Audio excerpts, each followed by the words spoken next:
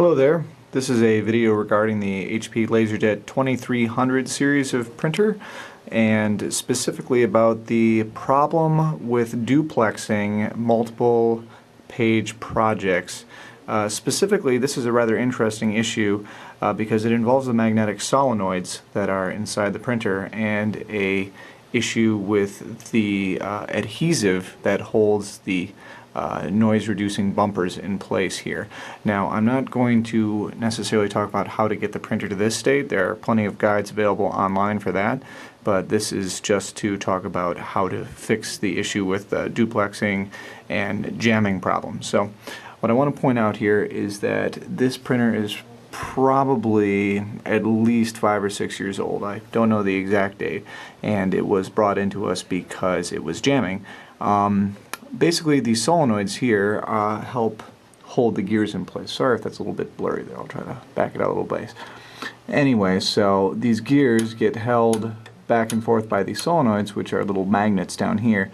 Now, originally, when HP sells these, there's a little tiny bumper that basically prevents that noise there. But over the years, that bumper gets worn down, and then all that's left stuck on the metal is just the adhesive that originally held the bumper in place. And you can already probably tell where I'm going with this.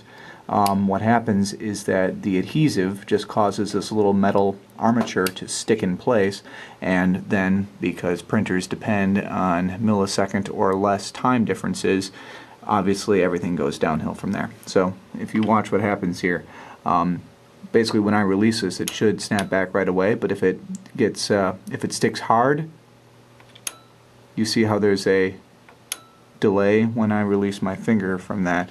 That's what's causing the printer to jam. The one that causes the duplex problems in particular, I think, is this one, which has the exact same problem as the other ones.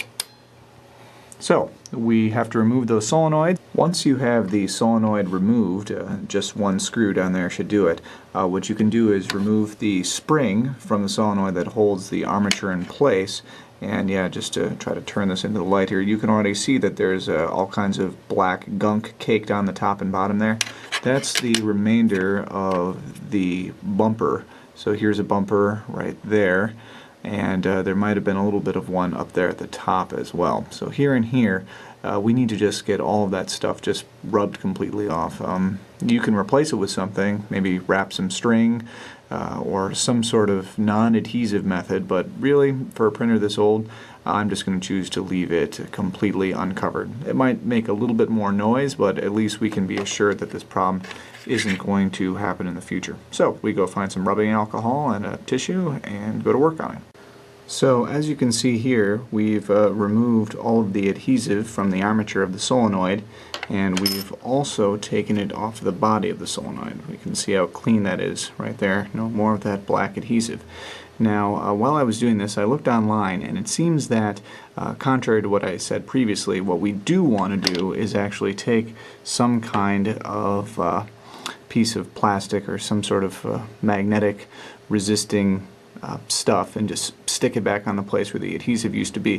The reason for that is that a lot of times people just clean that off like I was planning on doing, and they don't replace it, and then there's a problem with residual magnetism from the solenoid. So it fires, it causes the metal to still be slightly magnetic, and then you have the same jamming and timing issues because, once again, all it takes is a microsecond of delay and then the printer will jam. So what I'm going to do is I'm just going to stick a little piece of tape back onto there, and I probably can't do that while I'm holding the camera, so I'll just demonstrate again when it's back. Now, as you can see, that's what it looks like with my little gray piece of electrical tape stuck on there. Now you can go ahead and put the spring and the screw back into the solenoid and hook it back in. Just be very careful when putting the spring back on there, because I would suggest doing it from this angle here, otherwise that spring is going to try to act like a rubber band and shoot off into far corners of your office, which has already happened to me twice now, so just be careful when hooking that back on. Now, even though it doesn't have to be done, I've also removed the tray 1 and tray 2 solenoids as well to prepare to clean them. Yeah, you can see how much crud is on there. Try to zoom in a little bit. Yeah, that brown patch there, that's what is on all the solenoids, and that's what you need to remove because it gets really sticky with use. It doesn't feel as bad as the duplexer one was. But yep, that is the main cause of the sticking issue. So we'll get those cleaned off and hopefully things will work.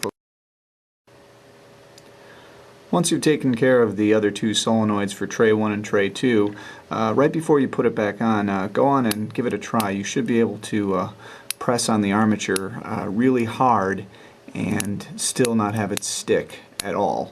So that should mean that, of course, the adhesive, thanks to the little electrical tape I put on there, it's not going to pose a problem, and we're not going to have any issues with residual magnetism either. By the way, if anybody knows where this part goes to, I think it fell off of the network card box at some point, so I don't think it's anything important, but if you know where it goes, please let me know. Thanks.